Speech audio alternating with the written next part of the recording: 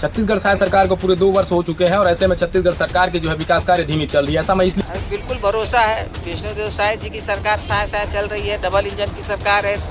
गुलाब कमरो जो है यहाँ के पूर्व विधायक रह चुके हैं। उन्होंने अपने कार्यकाल के दौरान जो है कहा था कि मैं जो है इस सड़क को बनवाऊंगा, लेकिन उन्होंने नहीं बनवा पाया। जो है सड़क के लिए तरस रहे हैं। यदि कोई डिलीवरी का अगर केस आता है तो यहाँ के लोग जो है उसे खटिया में ढोकर रोड तक, हाईवे रोड तक जो है यहाँ पे जो रोड बनी हुई है।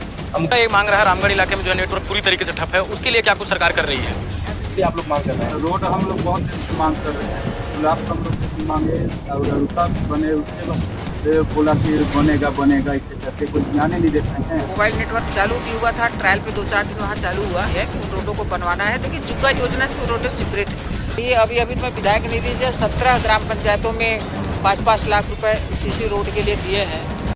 छत्तीसगढ़ शायद सरकार को पूरे 2 वर्ष हो चुके हैं और ऐसे में छत्तीसगढ़ सरकार की जो है विकास कार्य धीमी चल रही है। ऐसा मैं इसलिए क्यों कह रहा हूं, क्योंकि छत्तीसगढ़ के ये कोरिया जिला है और ये सोनहत मुख्यालय है। भलुआर में इस समय हम लोग मौजूद है, जहां जो है यहाँ के ग्रामीण जो है लंबे समय से सड़क की मांग कर रहे हैं, लेकिन अभी तक जो है यहाँ के लोगों को सड़क मुहैया नहीं कराया गया है।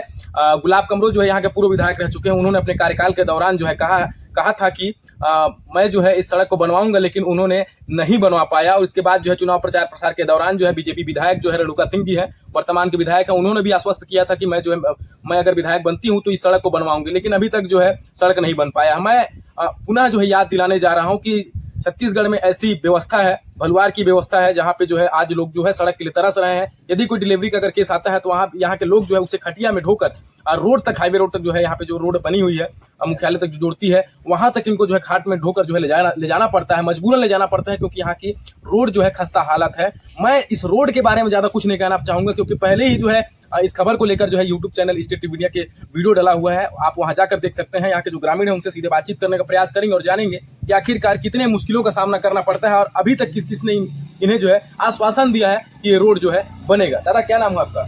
जयप्रकाश दादा जी, यहाँ जो है रोड की खस्ता हालात है, जनप्रतिनिधि जो है आप लोग को आश्वस्त किए, उन्होंने पाया क्या रोड? रोड ये बहुत दिन से खराब है, बरसात में ज्यादा खराब हो जाता है।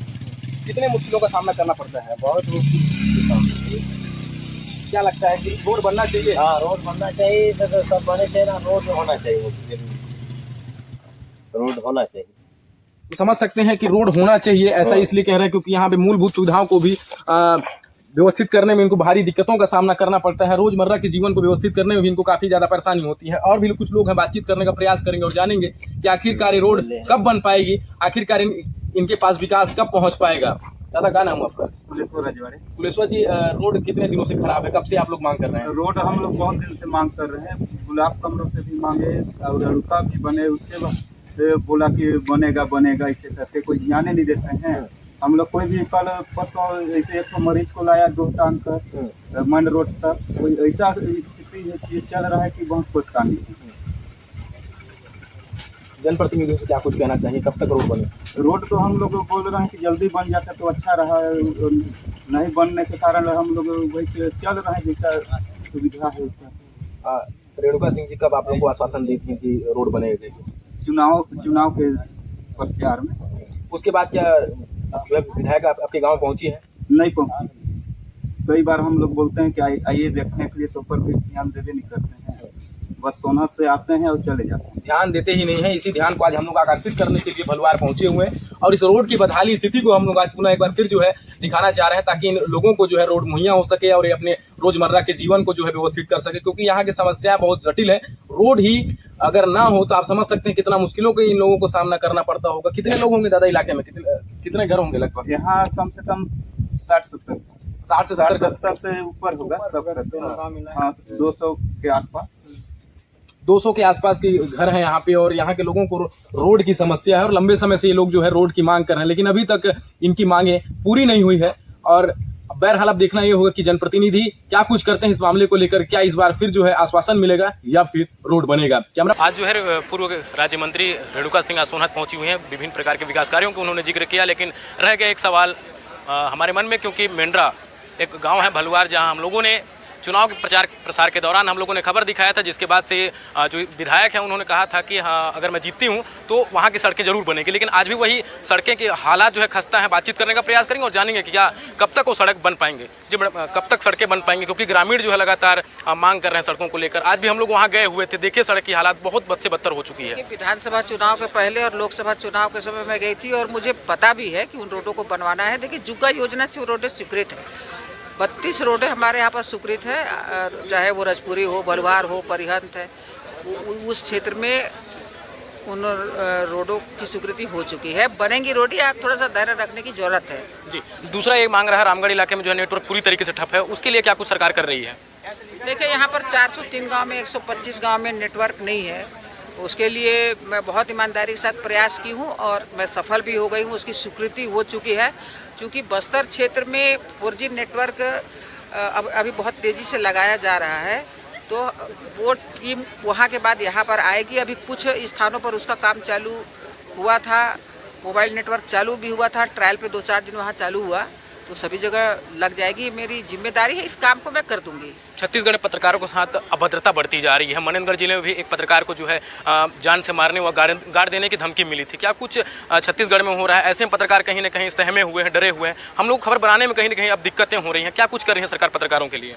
देखिए, पत्रकार समाज के चौथे स्तंभ है, मैं उनका सम्मान करती हूँ और हमेशा उनसे आग्रह भी करती हूँ कि जब कुछ अच्छे काम भी हों उनको भी प्रचारित करना चाहिए, उनको भी जनता तक ले जाना चाहिए और किसी भी पत्रकार के साथ ऐसा ना हो। और यदि हम लोग के नॉलेज में आता है तो हम लोग तो माननीय मुख्यमंत्री जी से, हमारे गृह मंत्री जी से बात करते हैं। यदि कोई ऐसी बात है तो उसकी, क्योंकि लंबे समय से पत्रकार सुरक्षा कानून को लेकर बात चल रही है और आए दिन जो है पत्रकारों के साथ अभद्रता दुर्घटनाएं होती रहती हैं। पहला कांड आप बस्तर के समझ सकते हैं, जिस तरीके से पत्रकार को जो है मारकर सेप्टिक टैंक में बंद कर दिया गया। उसके बाद से कहीं ना कहीं पत्रकार समाज में एक डर का माहौल बैठ चुका है।